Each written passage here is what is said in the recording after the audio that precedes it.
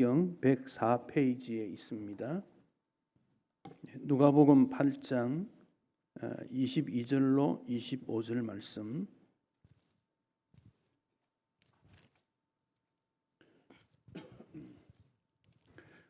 우리 함께 말씀을 받들어 읽겠습니다.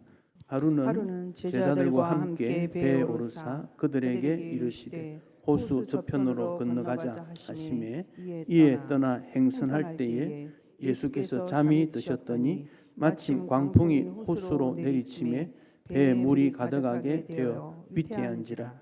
제자들이 나와 깨워 이르되 주여 주여 우리가 죽겠나이다 한데 예수께서 잠을 깨사 바람과 물결을 꾸짖으시니 이에 그쳐 잔잔하여 지더라. 제자들에게 이르시되 너희 믿음이 어디 있느냐 하시니 그들이 두려워하고 놀랍게 여겨 서로 말하되 그가 누구이기에 바람과 물을 명하며 순종하는가 하더라. 아멘. 이 본문은 마태복음 8장과 마가복음 4장에도 기록이 되어 있습니다. 같은 내용을 조금씩 다른 관점에서 기록을 했으나 세 번이나 복음서에 기록이 된 것은 매우 중요한 일이기 때문에 성경의 기록자들이 우리에게 알려주고 있습니다. 예수님께서 어느 날 낮에 복음을 전하시고 많은 환자도 고치시고 해가 질 때쯤 되어서 제자들에게 갈릴리 호수 건너편으로 가야 되겠다, 그렇게 말씀을 하셨습니다.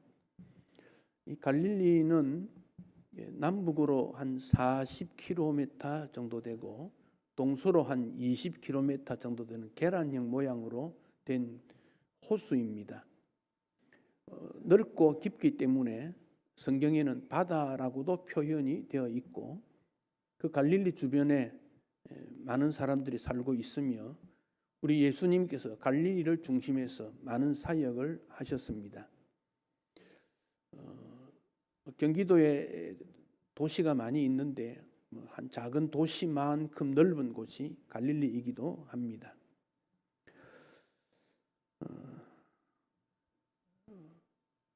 예수님께서 한편에서 일을 하시고 반대편으로 건너가자. 여기 건너가자 하는 이 말씀에 좀 관심을 가져야 됩니다. 그냥 아무 의미 없이 가는 게 아닙니다. 건너간다는 말은 장애물도 있고 건너갈 수 없는 그런 여러 가지 요인들이 있기 때문에 반드시 그것을 건너가야 한다, 그런 의미가 있습니다.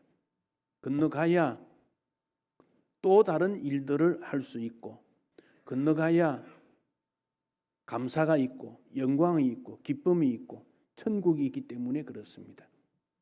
그 인생이 이 땅에 태어나서 이 살아가는 모든 과정들이 평탄하지가 않습니다. 어린아이도 그렇습니다. 노인은 말할 것도 없습니다. 이것을 다 건너가야 천국이라는 것이 있는 거예요. 우리는 이 과정에 지금 서 있습니다. 그런데 예수님께서 잠에 빠지게 됩니다. 다른 본문에 보면 배 고물에, 즉 배 뒤편에 짐들이 있는 거기서 잠시 주무셨는데 제자들이 배를 저어서 건너가는데 광풍이 몰아치게 되었다 그랬습니다.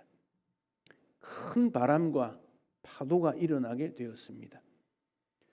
갈릴리는 해수면으로부터 밑으로 적어도 한 300피트, 즉 한 100m, 심지어 200m까지 물이 낮은 곳입니다.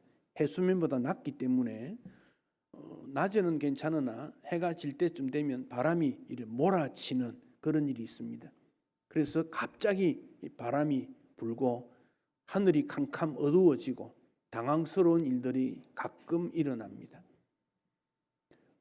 이스라엘 땅에 예수님의 흔적들을 탐구하기 위해서 여행을 가보면 갈릴리에 배를 타고 지나가는 프로그램이 있는데 꼭 오후 4시나 5시에 배를 탑니다. 그러면 잔잔하고 아주 좋습니다. 한 15분, 20분 가면 가운데 갈수록 갑자기 하늘이 어두워지고 바람이 부는 것을 경험하게 되고 위태로운 것을 경험하게 되는 그런 여행 프로그램도 있습니다. 이 바람을 광풍이라 그랬습니다. 광풍이란 말이 뭡니까? 미친 바람이라는 겁니다. 광풍. 센 바람, 그 정도가 아닙니다. 큰 바람이 아닙니다. 미친 바람, 감당할 수 없다, 그런 말이지요. 우리 인생길에 이런 미친 바람과 같은 현상들을 우리는 많이 경험하고 있습니다.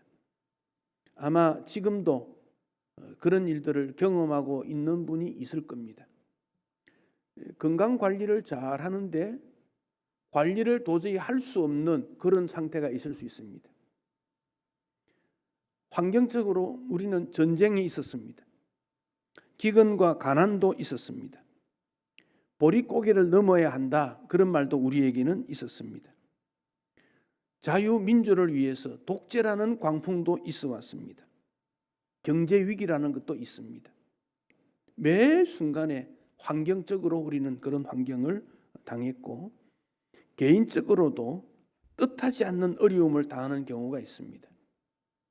욥이라는 사람에게는 동양에서 가장 큰 부자였는데 어느 날 하루 아침에 자녀 10명이 생일 잔치를 하는데 한꺼번에 죽는 일이 일어납니다. 재산을 침략을 받아 다 빼앗깁니다.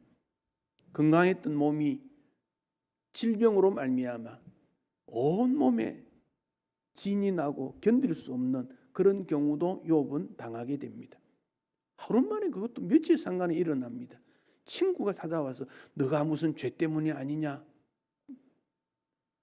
처음에는 위로하러 왔다가 나중에는 회개하라, 이런 말도 듣습니다. 욥은 감당할 수 없는 그런 광풍을 만나는 그런 인생도 있습니다. 요셉은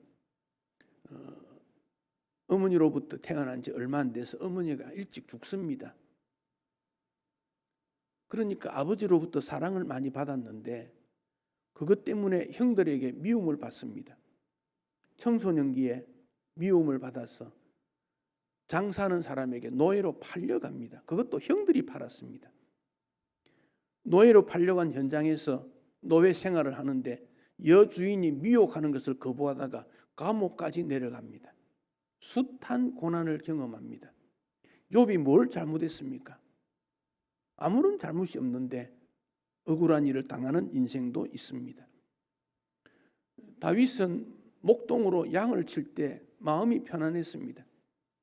그러나 어느 날 형들이 전쟁터에서 싸우는 것을 음식을 가지고 아버지의 심부름을 갖다가 골리앗이 외치는 소리를 듣고 골리앗을 물리치고 그러고는 사울 왕에게 칭찬을 받고 군인이 됩니다.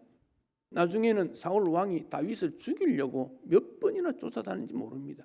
왜 그런 일이 일어나게 되었을까요? 이게 인생이라는 겁니다. 오늘 우리가 뉴스를 듣는데 태어나자마자 안타까운 일을 당하는 일들이 뉴스로 들려오지 않습니까? 왜 어린아이가 그렇게 어려움을 당하고 병원에서 치료를 받는데 회복이 안 되는 일이 일어납니까?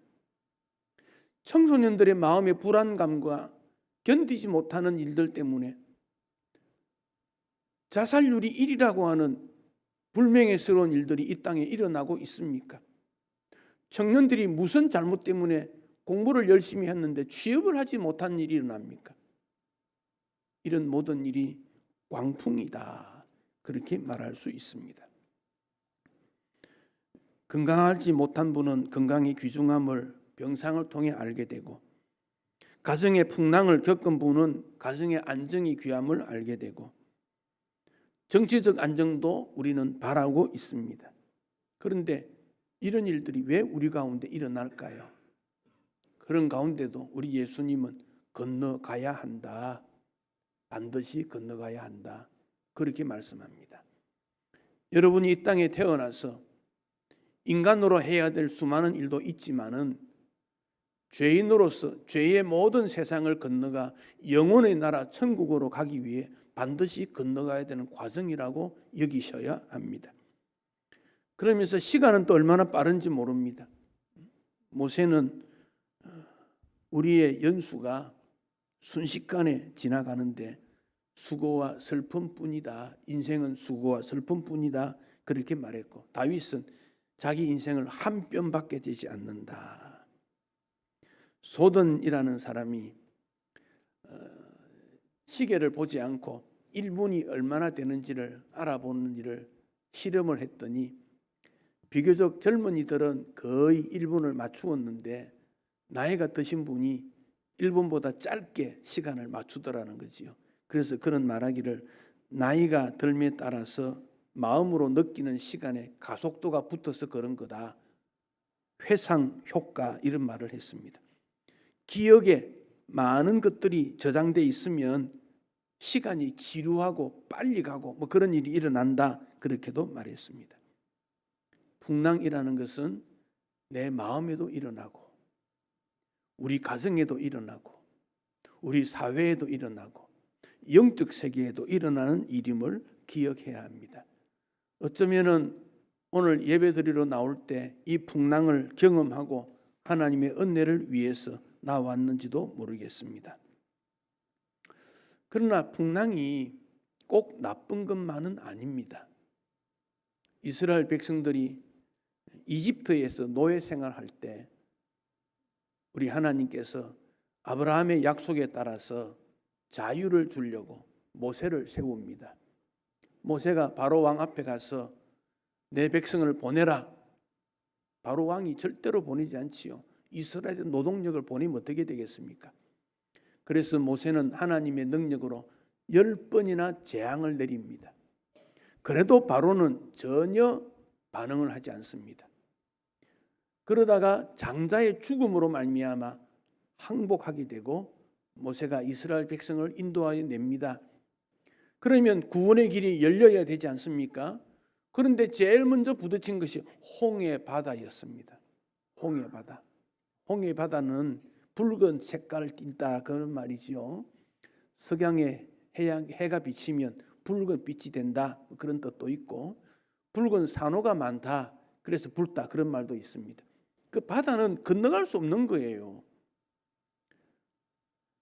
이스라엘 백성들이 모세에게 원망합니다. 우리를 죽이려고 무덤이 없어 이곳으로 인도했느냐 원망합니다. 모세가 하나님 앞에 기도했더니 아무 걱정하지 말라 그래요. 내가 베푸는 구원을 보라 그러면서 그날 밤에 밤새도록 동풍을 붑니다. 동쪽 바람, 동쪽에서 불어오는 바람을 불어서 홍해 바다가 쫙 갈라지게 만들고 바다 밑에 길을 사람들이 다닐 수 있는 길로 만드셔서 이스라엘 백성이 그 길로 지나옵니다. 큰 바람이 없었다면 그런 일이 가능했겠습니까? 그래서 우리는 위기라는 말을 위험과 기회다 그렇게 말합니다. 나에게 위기가 주어진 것은 믿음 생활할 수 있는 기회고 하나님의 은혜를 받는 기회다 그렇게 여길 수 있어야 한다는 것입니다. 그래서 폭풍 속에도 그리스도인들은 소망을 노래할 수 있다고 말합니다. 폭풍 속에도 예수 믿음과 천국 소원을 외칠 수 있고 예수님을 통한 기적을 나타낼 수 있다 그렇게 말합니다.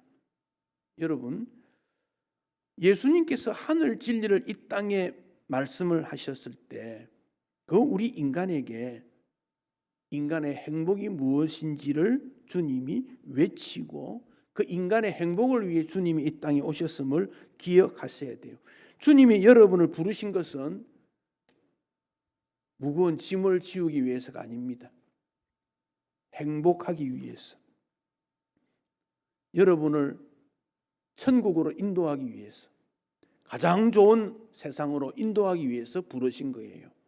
그래서 신학이라는 말은 하나님에 관한 학문인데 하나님께서 인간을 행복하기 위해 죄의 문제를 어떻게 해결하셨는가 그 내용이 신학입니다. 그러나 요한복음에 보면 빛 대신 주님이 이 땅에 오셨지만 세상은 예수님을 알지 못했다 그랬습니다. 예수님을 왕으로 영접하지도 않았습니다.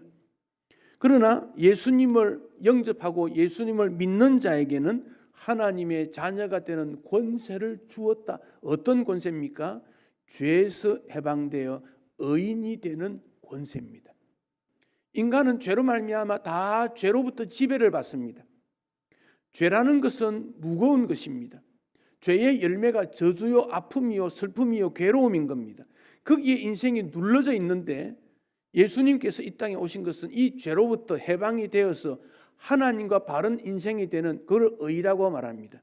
하나님의 자녀가 되고 의의 종이 되어서 자유와 기쁨으로 살도록 해주신다. 그게 성경이고 성경의 가르침입니다.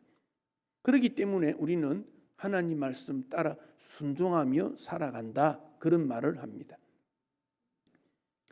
해군 사관학교에 입학 시험을 치면 그 어려운 관문들을 다 통과하고 입학하기 전에 5주 동안 가입교 훈련을 받습니다. 그 가입교 훈련을 받을 때 매주 경례할 때 구호가 달라진다 그래요. 군인들은 어느 부대에 따라서 충성이라는 그런 구호도 있고 멸공이라는 말도 하고 당백, 일당백 이런 말도 있고 구호를 외치는데 해군사관학교에서는 첫째 주는 복종, 둘째 주는 인내, 셋째 주는 극기, 넷째 주는 명예, 다섯째 주는 필성.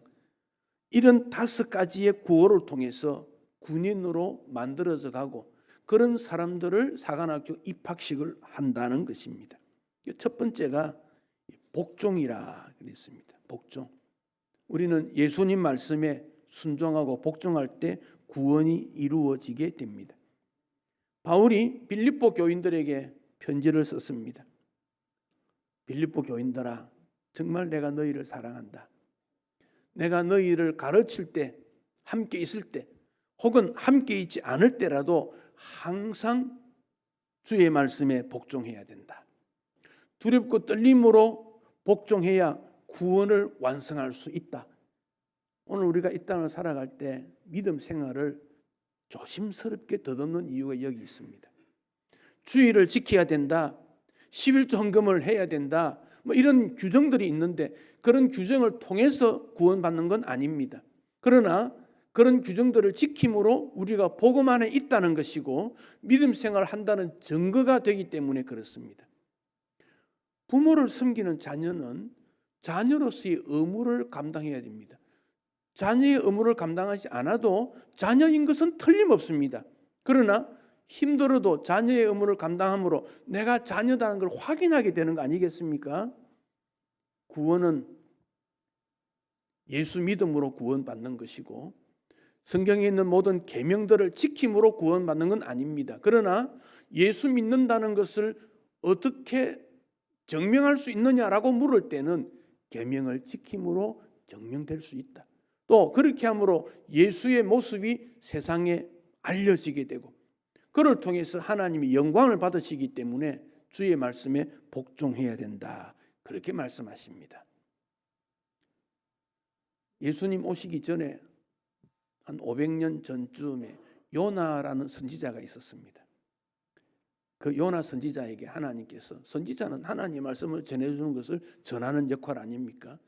너 니느웨로 가서 40일이 지나면 멸망한다고 좀 알려라 그랬습니다. 니느웨는 아수르의 수도입니다. 지금의 이라크의 수도쯤 됩니다. 요나는 그게 싫었습니다. 왜냐하면 아수르가 그때 강대국이 되어서 중동 지방을 다 지배하고 이스라엘도 정복하려고 했기 때문에 그렇습니다. 그래서 요나를 피험한 유다 백성들은 아수르 좋아하지 않습니다. 그런데 좋지 않는 그 나라에 가서 회개를 촉구하라 그러니까 하기 싫었습니다. 그러다가 배를 타고 가는 곳에 가보았더니 마침 반대편으로 지금의 스페인에 있는 다시스라는 곳으로 가는 배가 있습니다. 요나는 그 배를 탔습니다. 배 밑으로 내려갔습니다. 잠을 청했습니다. 한편 마음으로는 하나님이 된 불순종으로 두근거리고 한편으로는 도망치는 것이 좋겠다 그리 생각했습니다. 그런데 배가 가는 중에 파도가 치기 시작하더니 전문가인 선원들이 우리가 다 죽게 되었다고 생각합니다.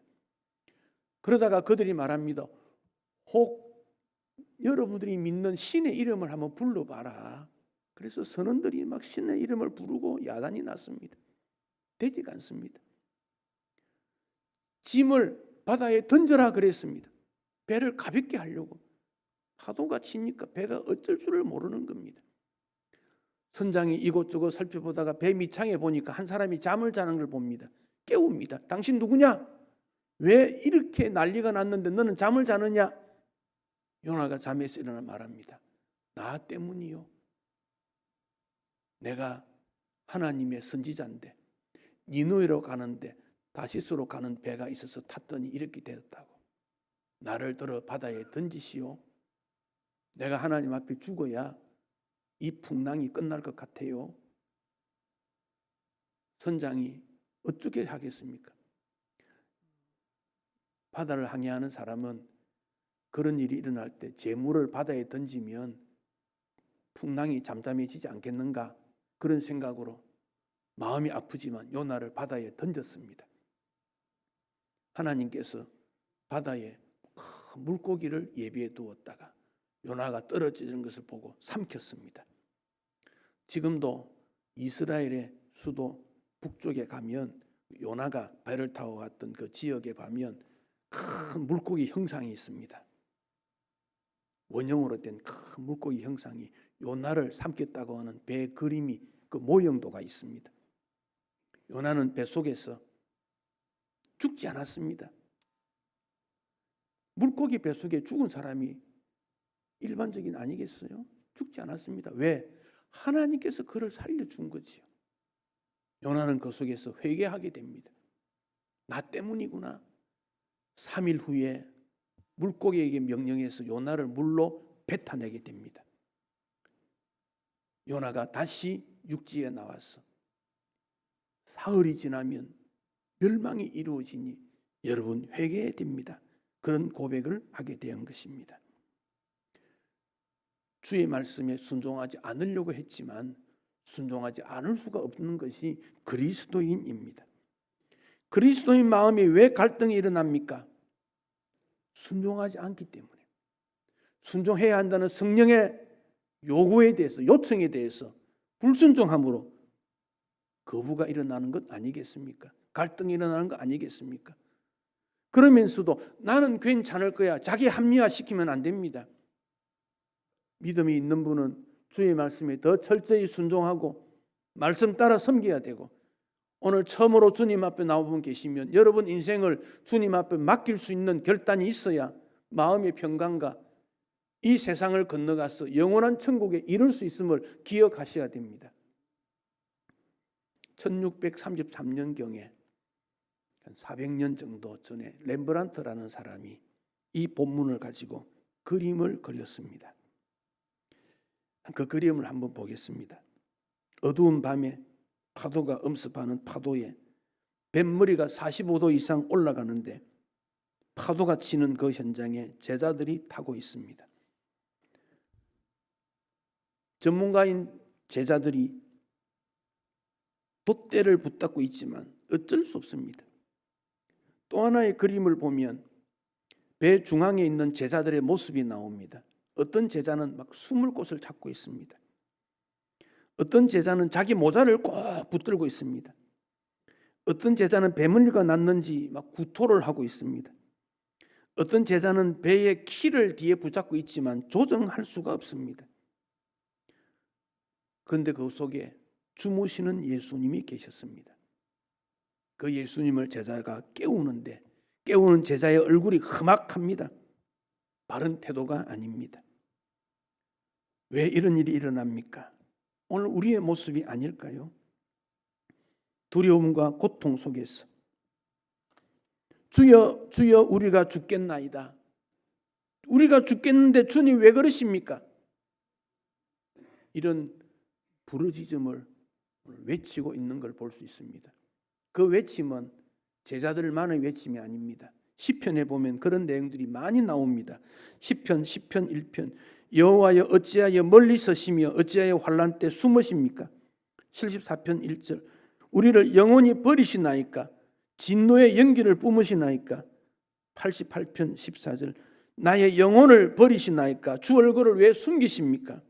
예레미야 선지자는 어찌하여 우리를 영원히 잊으시며 오래 이른 고난 중에 있게 하십니까? 제자들이 예수님을 깨우는 내용은 시편 44편에 있는 내용의 인용이기도 합니다. 시편 44편 23절 이하 주여 깨소서 어찌하여 주무시나이까? 일어나시고 우리를 영원히 버리지 마소서. 일어나 우리를 도우소서. 구원하소서. 예수님이 잠에서 일어났습니다. 마가복음 4장 39절 같은 내용의 본문을 보면 바람과 바다에게 한 말씀 던집니다. 잠잠하라. 고요하라.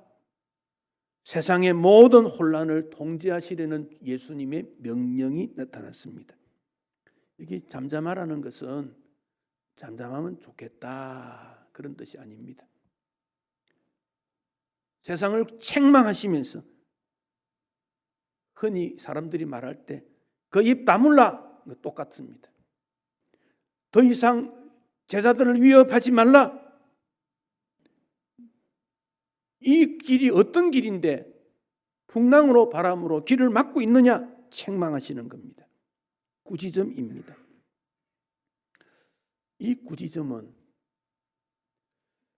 오늘 본문 읽었던 26절 이하에 보면 예수님이 갈릴리 맞은편 거라사인의 땅에 도착하셨는데 귀신 들린 사람이 하나 나옵니다.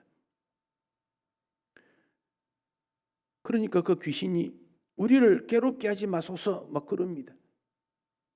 예수님께서 이름 뭐니 물으니 군대라 많다 그리 말했습니다. 그러자 예수님께서 책망을 했다 그랬습니다. 책망했다. 귀신아 나가라 책망했다 그 말입니다. 잠잠하라 그 말은 귀신이 더 이상 귀신으로 활동하지 못하도록 책망한 것 똑같습니다. 그러니까 우리 예수님은 어떤 분인가? 영의 세계에서도 다스리는 능력자이심을 보여주시고 바람도 산도 물도 자연 세계를 통제하시는 섭리하시는 분이고 배고픈 자에게 보리떡 둘러 물고기 둘러 오츠맥을 먹이신 먹을 것을 해결해 주시는 분이고 인간의 질병을 고치시는 분이고 우리의 구원자이심을 보여주는 증거가 바로 이 사건이라는 것을 우리에게 보여줍니다. 바람을 꾸짖으신 예수님께서 마가 4장 40절에 어찌하여 이렇게 무서워하느냐 너희가 어찌 믿음이 없느냐 책망을 하십니다. 자, 이 말은 이렇습니다. 제자들이 먼저 예수님에게 물었습니다. 예수님 어찌하여 우리가 죽게 된 것을 돌보지 않습니까? 하는 질문에 대해서 예수님께서는 어찌하여 아직도 믿음이 없느냐 제자들의 질문에 대해서 똑같은 말씀으로 책망을 하고 있는 겁니다.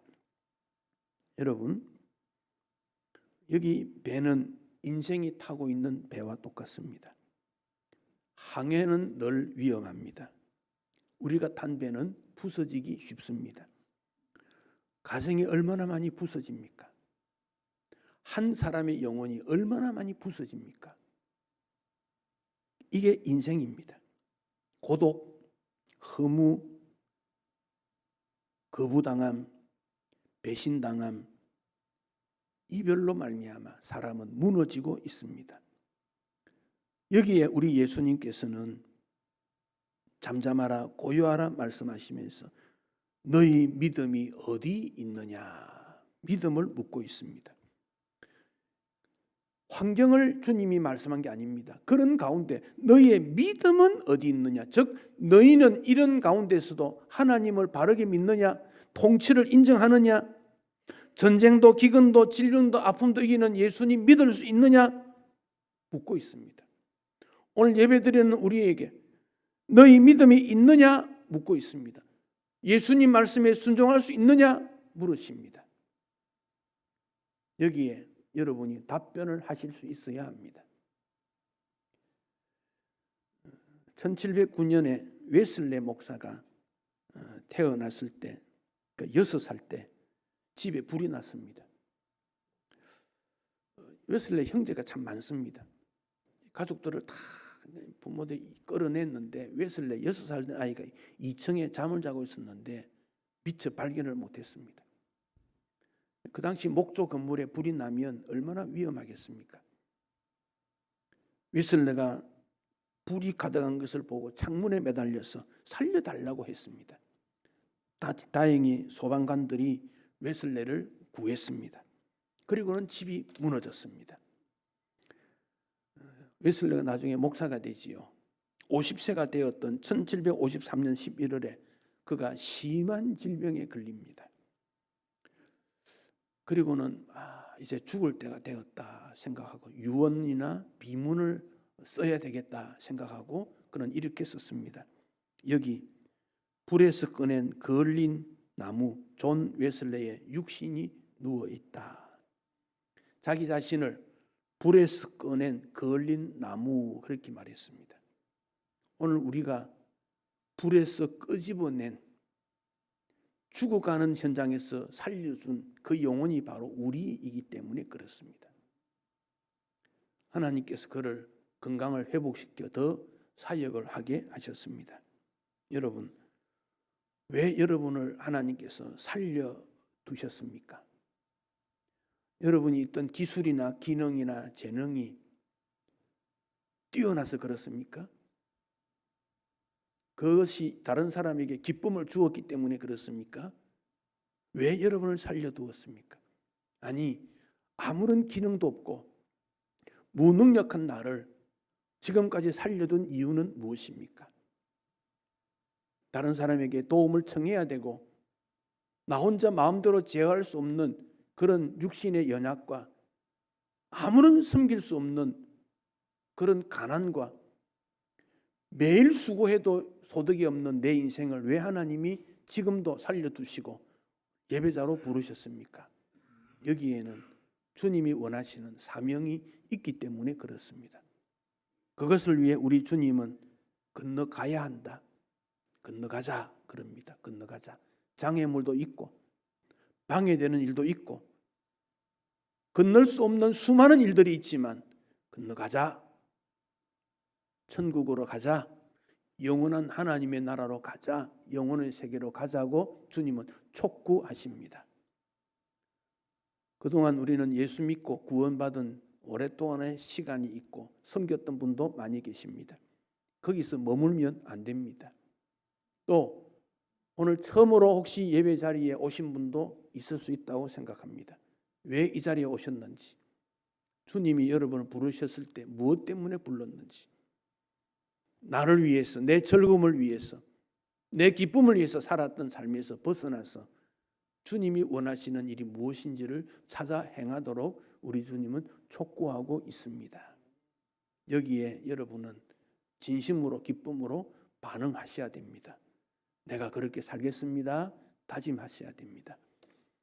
우리는 약하기 때문에 혼자 그 일을 할 수 없으나 결심하면 주님께서